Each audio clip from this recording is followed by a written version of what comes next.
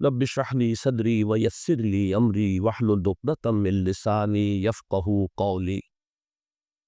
اللهم ربنا الهمنا رشدنا واعذنا من شرور انفسنا. اللهم ارحمنا بالقرآن العظيم. اللهم اجعله لنا اماما ونورا وهدى ورحمة. اللهم ذكرنا منه ما نسينا وعلمنا منه ما جهلنا وارزقنا تلاوته آناء الليل وآناء النهار واجعله لنا حجة يا رب العالمين آمین۔ آپ نے سنا ہوگا حضور نے سورہ رحمان کے بارے میں فرمایا ہے، سورۃ الرحمن عروس القرآن۔ یہ سورہ رحمان جو ہے یہ قرآن کی دلہن ہے۔ جیسے دلہن کو آپ خوشنما لباس پہناتے ہیں، آراستہ پیراستہ اس کو گہنے اور اس کو زیور پہناتے ہیں، تو جس طریقے سے سجاتے ہیں آپ دلہن کو، اللہ تعالیٰ نے ایک سورت قرآن مجید میں یہ ایسی رکھی ہے سورہ رحمان کہ اسے خوب سجایا ہے۔ اس میں الفاظ کا در و بست، اس کا اپنا ایک ڈیوائن میوزک ہے۔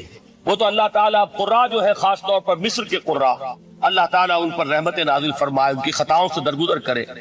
جس طرح قرآن کے انٹرنسک میوزک کو انہوں نے واضح کیا ہے، واقعہ یہ ہے کہ اگر یہ لوگ نہ ہوتے، شیخ عبد الباسط محمد عبد الصمد، شیخ محمود خلیل الحسنی، یہ لوگ کہ جنہوں نے قرآن کے اس غنا میوزک، یہ لفظ جو ہے آپ حیران نہ ہو کہ میں یہ کوئی شاید توہین کر رہا ہوں قرآن کی، حضور نے یہ لفظ استعمال کیا ہے، تغنو، اس قرآن کو اچھی سے اچھی خوشلہانی کے ساتھ پڑھو۔ من لم یتغن بالقرآن فلیس منا، جو قرآن کو بہتر سے بہتر انداز میں، اچھی سے اچھی آواز میں، خوشلہانی کے ساتھ پڑھنے کی کوشش نہیں کرتا، وہ ہم میں سے نہیں۔ بلکہ ایک مرتبہ حضور رات کے وقت آپ گشت پر تھے اپنے ساتھیوں کے حالات معلوم کرنے کے لیے۔ حضرت ابو موسیٰ اشعری رضی اللہ تعالیٰ عنہ ایک صحابی ہیں، ان کے گھر کے پاس سے گزر ہوا، وہ رات کو تہجد پڑھ رہے تھے، کھڑے ہوئے کیف کے عالم میں قرآن تلاوت کر رہے ہیں۔ حضور کو بہت پسند آئی ان کی قرات، کافی دیر تک وہاں کھڑے سنتے رہے۔ اب انہیں کیا پتا کون سن رہا ہے، بالکل اسی طرح سمجھ لیجئے ایک بات یاد آئی ہے، حضور فرماتے ہیں کہ جس طرح کان لگا کر اللہ قرآن کو سنتا ہے، کسی چیز کو نہیں سنتا۔ ہمیں نظر نہیں آتا نا، ہمیں معلوم نہیں، ہم قرآن پڑھ رہے ہیں تو سننے والا کون ہے؟ سب سے زیادہ کان لگا کر خود اللہ۔ یہاں اس لیے مجھے یاد آیا کہ ابو موسیٰ اشعری کو کیا پتا تھا کہ کون سن رہا ہے؟ وہ اپنی کیفیت میں نماز میں تہجد میں قرآن کی تلاوت کر رہے تھے، اور ظاہر بات ہے ان کے گھر ایکڑوں میں بنے ہوئے نہیں تھے، ایک ایک کمرہ، ایک ایک کوئی حجرہ، ایسے تو گھر تھے نا صحابہ کے، لہذا حضور پاس سے گزرے، آواز آئی، کافی دیر سنتے رہے۔ اس کے بعد آپ تشریف لے گئے، صبح فجر میں ملاقات ہوئی تو حضور نے تحسین کے انداز میں فرمایا، یا ابا موسیٰ انک قد اوتیت مزمارا من مزامیر آل داؤد، اے ابو موسیٰ تمہیں تو آل داؤد کے سازوں میں سے ایک ساز اللہ نے عطا فرما دیا۔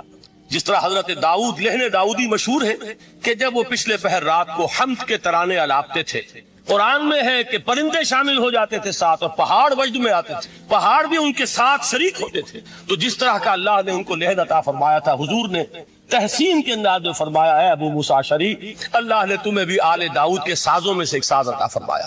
بہرحال قرآن مجید کا جو یہ میوزک ہے، قرآن کے الفاظ کا جو حسن ہے، جہاں تک حسن معنوی ہے وہ تو ہر لفظ میں ہے، لیکن یہ حسن ظاہری، حسن صوتی، حسن لفظی، یہ اپنے کلائمیکس پر آپ کو نظر آئے گا سورہ رحمان۔ لیکن قرآن میں یہ سورت اس اعتبار سے بھی ممتاز ہے، اس کی 4 آیات پر ذرا توجہ کریں گے، عجیب حقائق سامنے آئیں گے۔ جہاں یہ قرآن مجید کے حسن صوت اور حسن لفظی کی معراج ہے، وہیں اس کی پہلی 4 آیات میں 4 چوٹی کی چیزوں کا ذکر ہے، سب سے اونچی چیز ہے۔ پہلی آیت کیا ہے؟ الرحمن، ایک آیت ہو گئی۔ رحمان کیا ہے؟ اللہ کا نام ہے۔ کبھی آپ نے غور کیا اللہ کے ناموں میں سب سے پیارا نام کون سا ہوگا؟ رحمان۔ کیوں؟ اس کا مادہ کیا ہے؟ رحمت۔ ہمیں سب سے بڑھ کر جس چیز کی ضرورت ہے وہ کیا ہے؟ رحمت خداوندی۔ نام اچھی طرح سن لیجئے اس حضور کی قول کو۔ حضور فرماتے ہیں کوئی شخص جنت میں مجرد اپنے عمل کی بنیاد پر داخل نہیں ہو سکے گا جب تک کہ رحمت خداوندی دستگیری نہ کرے۔ کسی صحابی نے بڑی ہمت اور جرأت کا ثبوت دیا کہ پوچھ لیا، کیا حضور آپ بھی؟ جب آپ نے فرمایا کوئی شخص داخل نہیں ہو سکتا جنت میں محض اپنے عمل کی بنیاد پر جب تک کہ رحمت خداوندی جو ہے وہ دستگیری نہ فرمائے۔ پوچھا گیا کیا آپ بھی؟ آپ نے فرمایا ہاں میں بھی۔ آپ انداز کیجئے کہ اگر محمد الرسول اللہ بھی رحمت خداوندی کے ضرورت مند ہو تو تاب دیگراں چے رسد، ہماری تو سب سے بڑی ضرورت رحمت خداوندی۔ اب یہ رحمت جو ہے قرآن مجید میں اللہ تعالیٰ کی یہ شان دو الفاظ کے ذریعے سے آتی ہے، رحیم اور رحمان، اور کوئی مادہ نہیں ہے جس سے دو نام بنتے ہوں اللہ کا، لیکن یہ مادہ ہے واحد رحمت کا کہ جس سے رحمان بھی ہے رحیم بھی ہے۔ رحیم صفت مشبہ ہے، رحمت دائم ہو جائے گی، مستقل ہوگی تو رحیم کہیں گے، اور رحمان اس میں رحمت کی ہے وہ شان ہے کہ جیسے ٹھاٹھے مارتا ہوا سمندر ہو، ہیجان کی کیفیت، طوفانی کیفیت، رحمت خداوندی کا طوفانی جوش، وہ ہے رحمان۔ آپ تو رہتے اس علاقے میں ہیں، آپ کو معلوم ہے عرب اگر بھوکا مرا جا رہا ہو تو کیا کہے گا؟ انا جوعان۔ پیاسا مرا جا رہا ہو انا عطشان۔ بہت غضبناک ہوگا غضبان، غضبان آصفہ قرآن میں آیا، بہت غضبناک۔ رحمان جس کی رحمت جو ہے جوش میں ہے، ٹھاٹھے مارتے ہوئے سمندر کے معنی۔ تو یہ اللہ تعالیٰ کے ناموں میں سب سے پیارا نام۔ اب آگے چلیے، الرحمن علم القرآن، رحمان نے قرآن سکھایا۔ رحمت خداوندی کا سب سے بڑا مظہر، رحمان کی رحمانیت کا سب سے بڑا مظہر قرآن ہے۔ ان میں جو منطقی ربط ہے اس کو سمجھتے جائیے۔ اچھا آپ یہ سوچئے، جو علم بھی انسان کو حاصل ہوا وہ کس نے دیا؟ اللہ نے۔ سائنس کا علم کس نے دیا؟ اللہ نے۔ علم آدم الاسماء کلہا، وہ علم الاسماء جو حضرت آدم کو دے دیا گیا تھا ازل میں، یہ اسی کا ظہور ہے، یہ اسی کی ایکسفولیشن ہے جو ہو رہی ہے اور ہوتی رہے گی ابھی۔ اور دوسرے علم ہے وہ کس نے دیا؟ اللہ نے۔ لا یحیطون بشیء من علمہ الا بما شاء، مخلوق میں سے کوئی اللہ کے علم میں سے کسی شے کا احاطہ نہیں کر سکتا مگر وہ جتنا اللہ دینا چاہے۔ لیکن یہ کہ تمام علوم میں چوٹی کا علم قرآن، نوٹ کرتے جائیے، چوٹی کی چیزیں جمع کیجیے۔ اللہ کے ناموں میں چوٹی کا نام رحمان، اللہ نے جو کچھ انسان کو سکھایا اس میں چوٹی کا علم قرآن۔ خلق الانسان، انسان کو پیدا فرمایا۔ سوال یہ کہ حیوانات کو کس نے پیدا فرمایا؟ آسمان کس نے پیدا کی؟ زمین کس نے پیدا کی؟ فرشتے کس نے پیدا کیے؟ کیا مطلب خلق الانسان؟ اس کی تمام مخلوقات میں اس کا کلائمیکس، اس کی تخلیقی معراج، اس کے تخلیق کا نقطہ عروج انسان ہے۔ یہ ہے کہ جو مسجود ملائک بنا ہے۔ وَلَقَدْ كَرَّمْنَا بَنِي آدَمَ وَحَمَلْنَاهُمْ فِي الْبَرِّ وَالْبَحْرِ وَرَزَقْنَاهُمْ مِنَ الطَّيِّبَاتِ وَفَضَّلْنَاهُمْ عَلَى كَثِيرٍ مِّمَّنْ خَلَقْنَا تَفْضِيلًا۔ تو تخلیق میں سب سے اونچی تخلیق انسان کی، علموں میں سب سے اونچا علم قرآن کا، اللہ کے ناموں میں سب سے اونچا نام رحمان۔ تقاضے پورے کرو۔ تقاضے کیا ہے؟ ایمان ہے تو عمل درست ہونا چاہیے، ایمان ہے تو جہاد ہونا چاہیے، ایمان ہے تو جان اور مال کھپانی چاہیے۔ تو جو ایمان دوسرے لوگ جس طرح لائے ہیں، حمزہ بھی تو ایمان لائے ہیں، آخر ان کا راستہ تمہیں نظر نہیں آ رہا؟ ابو بکر ایمان لائے ہیں، ان کی طرح ایمان لاؤ۔ تو انہوں نے کیا کہا؟ انؤمن کما آمن السفہاء، کیا ہم اس طرح ایمان لائے جیسے یہ بے وقوف لائے؟ سفیہ کا لفظ تو سبھی جانتے ہیں، یہ سفہاء کسے کہہ رہے ہیں؟ آپ نے پڑھا تو بہت مرتبہ ہوگا ان آیات کو، کبھی سوچا کس کو کہہ رہے ہیں؟ وہ ابو بکر کو کہہ رہے ہیں، وہ حمزہ کو کہہ رہے ہیں، وہ عمر کو کہہ رہے ہیں۔ ان کی تو مت ماری گئی، غرہ ہؤلاء دینہم، انہیں تو کوئی ہوش ہی نہیں۔ دو مرتبہ حضرت ابو بکر نے وہ کام کیا ہے کہ ہر ورلڈلی وائڈ انسان یہ کہے گا کہ حماقت کی ہے، جس کے سامنے دنیا ہے۔ جب ہجرت کے لیے حضور تشریف لے جا رہے تھے، 40,000 درہم کا سرمایہ تھا، جبکہ حضرت ابو بکر ایمان لائے۔ مکے کے چوٹی کے تاجروں میں سے تھے، جو ملک التجار کہلاتے، تجار کہلاتے۔ لیکن اب وہ روپیہ کہاں خرچ ہوا؟ بلال کو خریدا، روپیہ دے کے خریدا یا ویسے خرید لیا؟ آزاد کر دیا۔ ابو فقی کو خریدا، آزاد کر دیا۔ 6 ہیں غلام اور کنیزیں محمد رسول اللہ پر ایمان لانے والے، جن کو ابو بکر نے اپنے پیسے سے خریدا اور آزاد کیا۔ یہ روپیہ تو پگھل رہا ہے نا، جو تھوڑی بہت پونجی رہ گئی ہے۔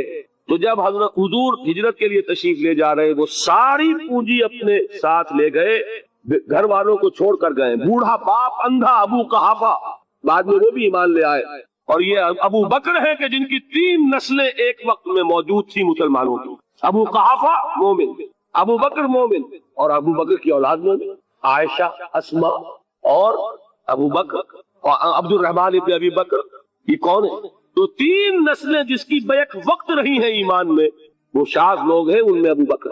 لیکن یہ کہ اس وقت تک ابو قحافہ ایمان نہیں لائے تھے، والد نابینا تھے۔ تو والد ہے، بیٹیاں ہیں، حضرت عائشہ، حضرت اسماء حضرت رضی اللہ تعالیٰ عنہما، بیوی ہے، کچھ نہیں چھوڑ کے گئے، ایک پیسہ۔ جب باپ کو معلوم ہوا بیٹا چلا گیا محمد کے ساتھ صلی اللہ علیہ وسلم، شخص غصے میں ہے، پیٹ و تاب میں ہے، اب ہمارا کون والی وارث ہوگا؟ کون ہے ہماری خبر گیری کرنے والا؟ بیٹیوں سے، پودیوں سے اپنے پوچھتے کچھ چھوڑ کے بھی گیا کہ نہیں؟ ان کا ہاں ابا جان۔ کیا کیا انہوں نے؟ کبھی پڑھے ہیں واقعات؟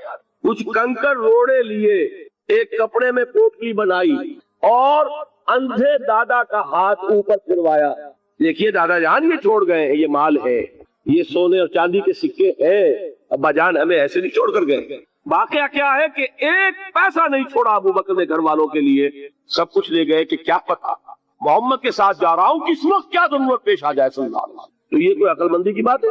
اپنے غریبانوں میں جھانکی، آپ یہ عقل مندی کریں گے؟ کہیں چاہے نہ، یہ بات دوسری ہے، لیکن یہ کہ اس کو کون ہم میں سے عقل مندی کہے گا۔ اسی طریقے سے جب غزوہ تبوک کا وقت آیا، وہ واقعہ تو بہت مشہور ہے، حضرت عمر فرماتے ہیں کہ اس زمانے میں میرے پاس اتفاقاً پیسا بہت تھا، میں نے یہ سوچا دل میں کہ اس مرحلے پر تو میں ابو بکر سے بازی لے جاؤں گا۔ مسابقت ان میں بھی تھی، لیکن نیکی کی مسابقت، خیر کی مسابقت، انفاق فی سبیل اللہ کی مسابقت، تو میں نے سوچا کہ میں بازی لے جاؤں گا۔ میں نے کیا کیا، کل دولت جو تھی اس کے 2 حصے کیے، ایک حصہ گھر رکھا اور ایک لا کے حضور کی خدمت میں پیش کر دیا۔ حضور نے پوچھا کہ عمر گھر والوں کے لیے کچھ چھوڑا؟ کہ جی ہاں، نصف کیا میں نے، نصف اللہ کی راہ میں حاضر ہے، نصف چھوڑا ہے، ٹھیک ہے۔ اب وہ آئے ابو بکر، پوچھا حضور نے ابو بکر گھر والوں کے لیے کچھ چھوڑا؟ کہ نہیں، صدیق کے لیے ہے خدا کا رسول، بس گھر میں اللہ اور اس کے رسول کے نام کے سوا کچھ نہیں تھے۔ یہی ہے نا، پروانے کو چراغ ہے، بلبل کو پھول، بس، اور صدیق کے لیے ہے خدا کا رسول، بس، مجھے گھر والوں کے لیے کچھ نہیں چاہیے۔ یہ کام جو ہے، تو یہ جن کا ہم اس وقت ذکر پڑھ رہے ہیں منافقین، ان کے نزدیک حماقت تھی یا عقل مندی تھی؟ یہ سمجھداری تھی یا بے وقوفی تھی؟ وہ ہے جو بات کہہ رہے ہیں کہ جب ان سے کہا جاتا ہے ایمان لاؤ بھلے لوگوں کی طرح جیسے دوسرے لوگ ایمان لائے ہیں، تو کیا کہتے ہیں، انؤمن کما آمن السفہاء الا انہم هم السفہاء ولکن لا یعلمون۔ آگاہ ہو جاؤ، اصل احمق یہ ہے، اصل بے وقوف یہ ہے، انہیں نہیں پتا کہ حقیقت کیا ہے، نفع کیا ہے، نقصان کیا ہے۔ وہ جو بات میں نے سورۃ العصر میں بیان کی تھی، والعصر ان الانسان لفی خسر الا الذین آمنوا وعملوا الصالحات وتواصوا بالحق وتواصوا بالصبر۔ جس کے ذہن اور قلب پر یہ صورت کندہ ہو جائے گی، اس کے نزدیک عقل مندی یہ ہے کہ سب کچھ اللہ کے راہ میں لگا دو۔ جس کے دل میں یہ بات بیٹھی نہیں، اس کے لیے عقل مندی یہ ہے کہ بچا بچا کر رکھو، چھپا چھپا کر رکھو، سنبھال سنبھال کر رکھو۔ عقل مندی کا اس میں تقاضا کچھ اور، اس میں تقاضا کچھ اور۔ لیکن یہاں بھی فرمایا وَلَٰكِن لَا يَعْلَمُونَ، انہیں ابھی علم نہیں ہے اس کا۔ اس سے پہلی آیت میں بھی فرمایا وَلَٰكِن لَا يَشْعُرُونَ، انہیں شعور نہیں ہے۔ دیکھیے میں آپ کو بتا رہا تھا، یہ وہ غیر شعوری نفاق ہے، یہ بڑھتا چلا جا رہا ہے۔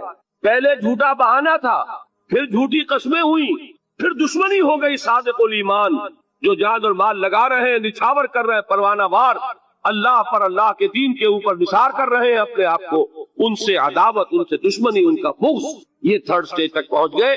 اب بھی وہ اپنے آپ کو منافق نہیں سمجھتے، وہ سمجھتے عقل مند تو ہمیں، یہ تو بے وقوف ہے۔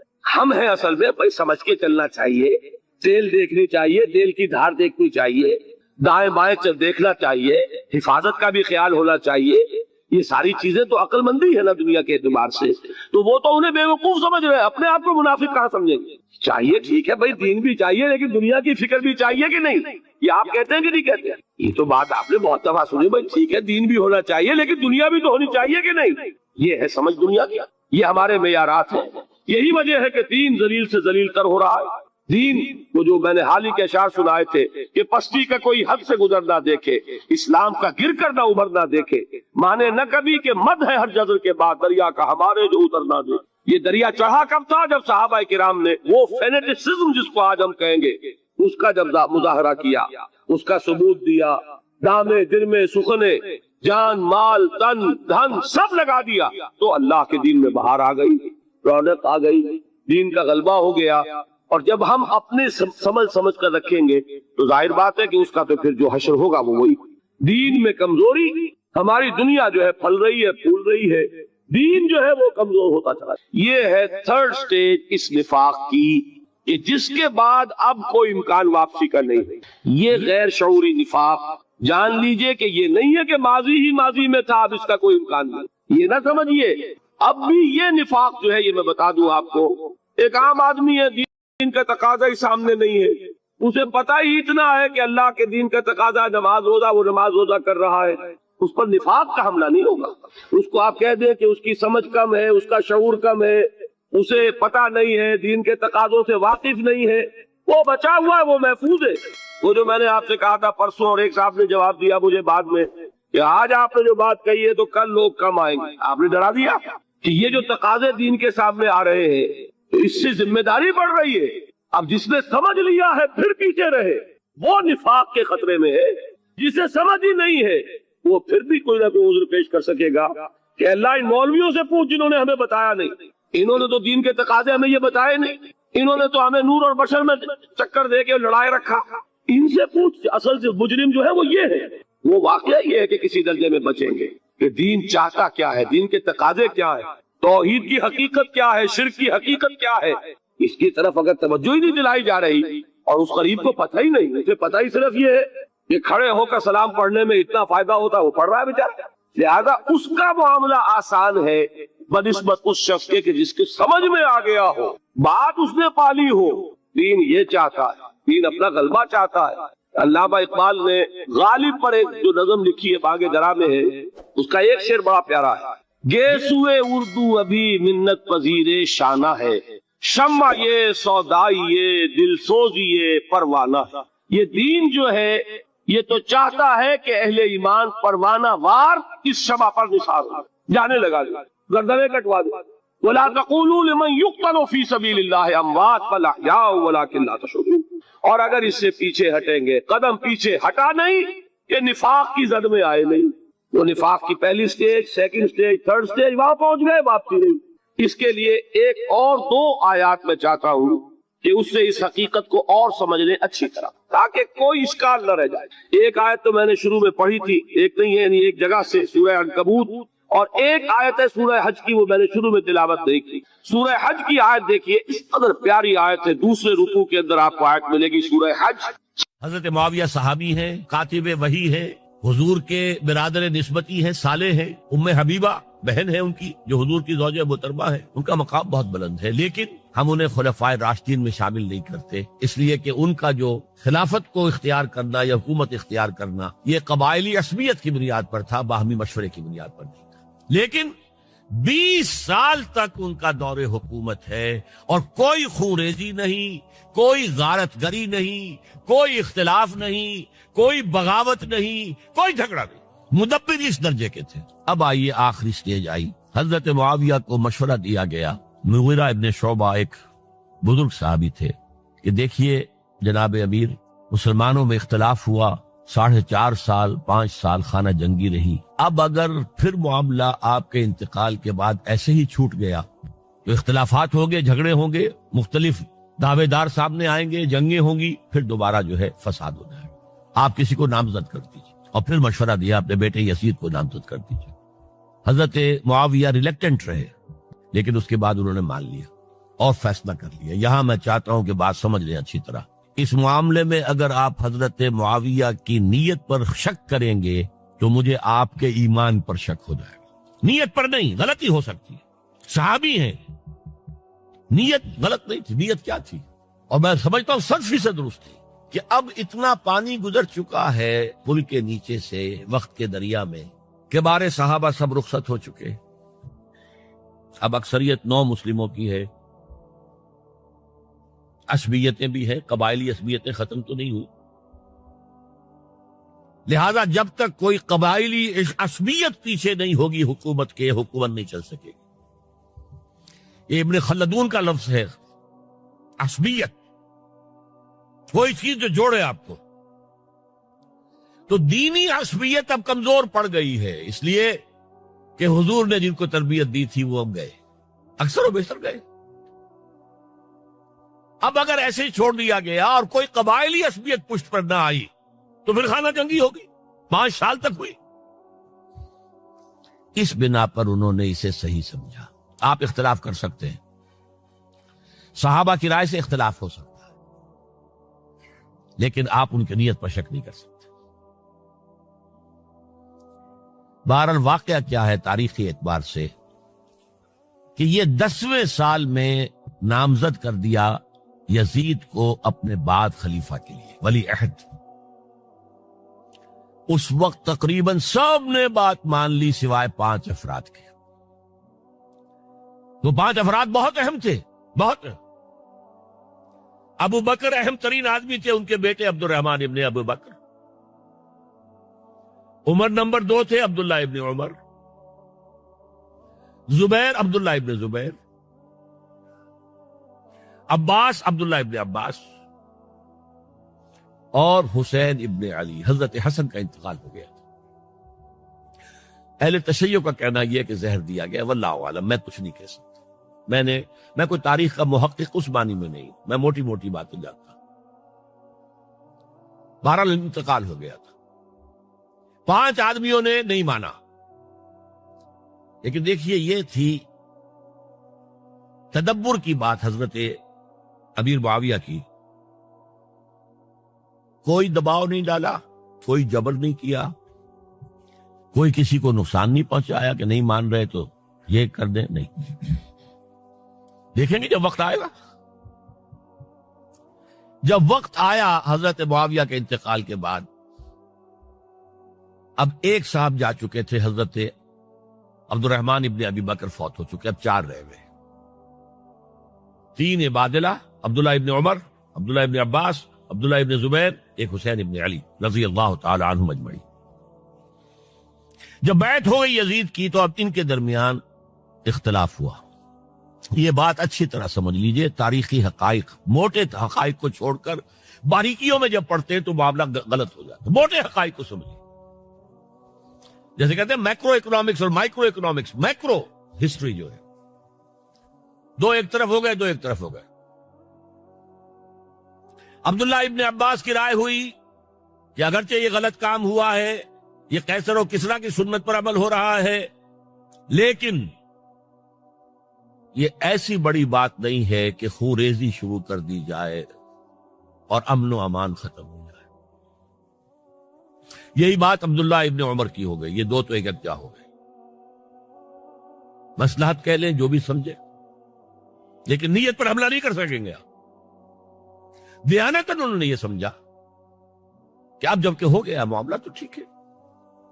حرام مطلق تو کہیں نہیں لکھا ہوا قرآن کے اندر کہ بیٹا نہیں ہو سکتا، کہیں نہیں لکھا ہوا. بہرحال ان 2 کی رائے یہ ہوئی کہ اگرچہ کام غلط ہے لیکن اتنا غلط نہیں ہے کہ اس کو چیلنج کیا جائے اور اس سے جو ہے خانہ جنگی شروع ہو جائے اور فساد شروع ہو جائے. 2 کی رائے یہ ہوئی کہ نہیں، we have to challenge it come what may. Abdullah ابن زبیر، حسین ابن علی رضی اللہ تعالی عنہما یا عنہم، تو یہ 2 علیحدہ. ان 2 میں اب اختلاف ہوا. عبداللہ ابن زبیر کی رائے یہ تھی کہ یہی مقیم رہو مکے میں، حجاز میں، مکے اور مدینے میں، یہاں سے ریزسٹنس موومنٹ ہم شروع کریں گے، کیونکہ یزید کی خلافت تو دمشق میں تھی، بہت دور. حضرت حسین کو خطوط آ رہے تھے کوفے سے. کوفہ حضرت علی کا صدر مقام رہا تھا، اور جن سبائیوں نے فتنہ پیدا کیا تھا حضرت عثمان کے خلاف، وہ بھی وہیں آباد تھے. انہوں نے خطوط کا تازہ باندھ دیا، آپ آئیے ہم آپ سے بیعت کریں گے اور کھڑے ہوں گے اور مقابلہ کریں گے اور اس یزید کی حکومت ختم کریں گے. ڈاک کے تھیلے بھرے ہوئے. حضرت حسین نے فیصلہ کیا کوفے جانے کا، بہت روکا. عبداللہ ابن عباس بہت ان سے بزرگ تھے عمر میں، اور ویسے بھی ایک اعتبار سے نانا تھے، ایک اعتبار سے پڑدادا تھے. حضرت عبداللہ ابن عباس حضور کے چچا زاد بھائی تھے، تو نانا ہو گئے کہ نہیں؟ حضور نانا تھے کہ نہیں؟ اور حضور کے چچا تھے حضرت عباس، ان کے بیٹے ہیں. تو اس اعتبار سے حضرت علی رضی اللہ تعالیٰ عنہ کے کیا ہو گئے؟ چچا. بہرحال میں کچھ گڑبڑ کر رہا ہوں اس وقت. وہ دوڑتے جا رہے تھے کہ حسین خدا کے لیے مت جاؤ، خدا کے لیے مت جاؤ، یہ کوفی تمہارا ساتھ نہیں دیں گے. الکوفی لا یوفی، کوفی وفا نہیں کرتا وعدہ. اور خدا کے لیے اگر جانا ہے اپنے گھر والوں کو یہاں چھوڑ دو. بس حضرت حسین پر رضی اللہ تعالی عنہ جو ایک کیفیت تھی، انہوں نے سب باتوں کو نظر انداز کیا. وہاں ہزاروں لوگوں نے مسلم بن عقیل جو حضرت حسین کے نمائندے کی حیثیت سے پہلے گئے تھے ان کے ہاتھوں پر بیعت کیا. وہ خط اتارے تو اور بھی بات پختہ ہو گئی. ابھی راستے ہی میں تھے کہ پتہ چلا کہ ابن زیاد گورنر بن کر آیا ہے اور اس نے جو وہاں پر تشدد کیا ہے اور ڈنڈا برسایا ہے. سب بیعت توڑ کے گھروں میں چھپ گئے اور مسلم بن عقیل جو ہیں وہ بے یار و مددگار شہید بھی کر دیے گئے. حضرت حسین نے ارادہ کیا کہ واپس ہو جائے مدینے کی طرف. اب مسلم بن عقیل کے بیٹے جو ہیں وہ عرب کی ایک غیرت ہے, ایک آنر جسے آج کل کہتے ہیں, ہم اپنے باپ کا بدلہ لیے بغیر نہیں جائیں گے. اور حضرت حسین کی شرافت اور مروت, یہ لوگ میرے ساتھ آئے تھے نا, میرا ساتھ دے رہے تھے, اب میں ان کا ساتھ کیسے چھوڑوں. بہرحال وہ حادثہ فاجعہ ہو کر رہا اور اس میں سب سے بڑا سبب جو بنا ہے وہ میں چاہتا ہوں جس کی طرف کسی کی نگاہ نہیں گئی. افسوس یہ ہے کہ میرا اس پر جو کتابچہ ہے سانحہ کربلا وہ آؤٹ آف پرنٹ تھا. کوشش تھی کہ آج یہاں وہ پیش کیا جاتا. مختصر ترین, لیکن آپ دیکھیں گے کہ کلیئر ہو جاتی ہے ہسٹری. 2 کتابچے ہیں. شہید مظلوم, میرے نزدیک مظلوم ترین شہید حضرت عثمان رضی اللہ تعالی, اور سانحہ کربلا, بہت بڑا سانحہ ہے, اس میں کوئی شک نہیں. حضرت حسین کے صبر اور مثابرت اور استقلال اور شجاعت یہ مثالی ہیں تاریخ کے اندر. اپنے سامنے جو ہے اپنے ایک ایک کر کے چراغ گل ہو رہے ہیں. خاندان سارا ختم ہو رہا ہے, شیرخوار بچے شہید ہو رہے ہیں. وہ تو ایک بچہ بیمار تھا, حضرت علی بن حسین زین العابدین رحمت اللہ علیہ, وہ بچا ہے. لیکن اصل میں شرافت اور مروت جو ہے وہ بسا اوقات اپنی شرافت کی وجہ سے مار کھا جاتی ہے. حضرت حسین سے میرے نزدیک یہ ایک اسٹریٹجک مسٹیک ہوئی کہ جب کوفیوں کا لشکر سامنے تھا تو وہاں کھڑے ہو کر ایک ایک کا نام لے گا, فلاں ابن فلاں, کیا تم نے مجھے خط نہیں لکھا تھا؟ اے فلاں ابن فلاں, کیا تم نے مجھے خط نہیں لکھا تھا؟ سب کے راز فاش کر رہے ہیں.